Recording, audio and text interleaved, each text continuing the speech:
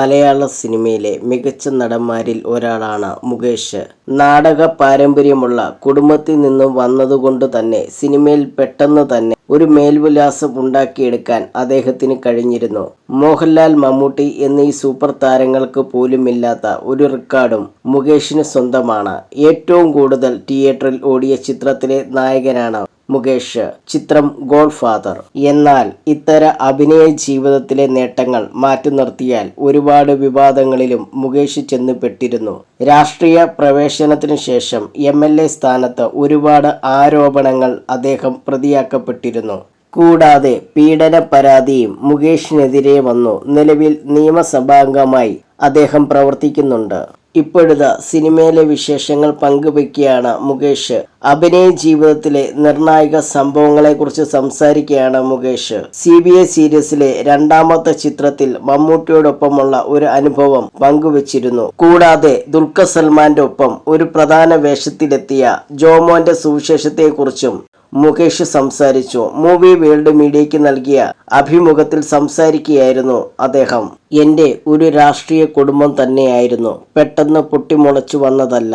എൻ്റെ അച്ഛൻ ഒരു നടനായിരുന്നു, അമ്മയും നടിയായിരുന്നു. അതോടൊപ്പം തന്നെ അച്ഛൻ പഞ്ചായത്ത് പ്രസിഡന്റായി സേവനം അനുഷ്ഠിച്ചിരുന്നു. കമ്മ്യൂണിസ്റ്റ് പാർട്ടി നേതാവായിരുന്നു. അങ്ങനെ MLA ആവണമെന്നോ സജീവ രാഷ്ട്രീയത്തിൽ നിൽക്കണമോ ഒന്നും ആഗ്രഹിച്ചു വന്നൊരാൾ അല്ല ഞാനൊരിക്കലും. സിനിമ അല്ലാതെ വേറൊന്നും ചിന്തിക്കാൻ പറ്റില്ല. ബലൂൺ സംഭവിച്ചില്ലായിരുന്നെങ്കിൽ എന്താവും എന്നറിയില്ല. എല്ലാത്തിൻ്റെയും അവസാനം സിനിമയാണ്. ഹീറോ ആവണം എന്നൊന്നുമില്ല.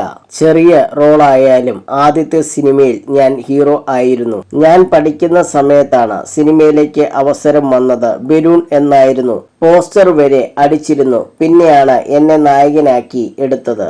ജോമോന്റെ സുവിശേഷങ്ങൾ എന്ന സിനിമയുമായി ബന്ധപ്പെട്ട് നല്ലൊരു അനുഭവമുണ്ടായിരുന്നു. ഈ അടുത്ത സമയത്ത് ഞാൻ അതിന്റെ കന്നഡ വേർഷൻ കാണുകയുണ്ടായി. ആരോ ഒരു സീൻ അയച്ചു തന്നതാണ്. ദുൽഖറും ഞാനും ഒക്കെയുള്ള സീനാണ്. ഞങ്ങൾ ഇങ്ങനെയൊക്കെ കന്നഡ അടിച്ചു വിടുകയാണ്. ഞാനിത് ദുൽഖറിന് അയച്ചു കൊടുത്തു. പുള്ളി അത് കാണില്ലെന്ന് കരുതിയത്. ഒരു 2 മിനിറ്റിനകം മെസ്സേജ് വന്നു. Mukesh uncle, wonderful days, thank you very much എന്നായിരുന്നു അത്. എനിക്ക് വളരെയധികം സന്തോഷമായി. അവരൊക്കെ വളരെയധികം എൻജോയ് ചെയ്ത സിനിമയാണെന്നാണ് അർത്ഥം. ദുൽഖറിന്റെ ഏജിലുള്ളവരും ഞാനും സത്യനന്ദിക്കാടും ഇന്നസെന്റുമൊക്കെ ഇരുന്ന് തമാശ പറയുന്നിടത്ത് വന്നിരിക്കും. 2 ദിവസം കഴിഞ്ഞപ്പോൾ മമ്മൂക്ക വിളിച്ചു. എനിക്ക് ഭയങ്കര സന്തോഷമുള്ളൂ. ഒരു കാര്യം പറയാനാണ് വിളിച്ചത്. നിങ്ങളുടെ ആ ഗ്രൂപ്പിൽ ദുൽഖർ വന്നിരിക്കാറുണ്ടല്ലേ?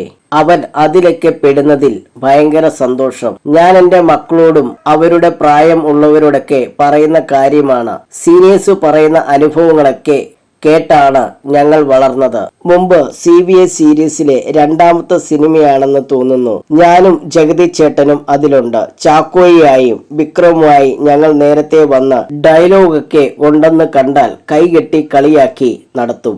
മമ്മൂക്ക ലേറ്റായാണ് വരുന്നത്. വന്ന പാടെ അതെടുത്തു നോക്കി ഞങ്ങളുടെ ഡയലോഗൊക്കെ വെട്ടിക്കുറയ്ക്കും. പിന്നെ ഞങ്ങൾ സങ്കടത്തോടെയാവും കൈകെട്ടി കളിയാക്കുക.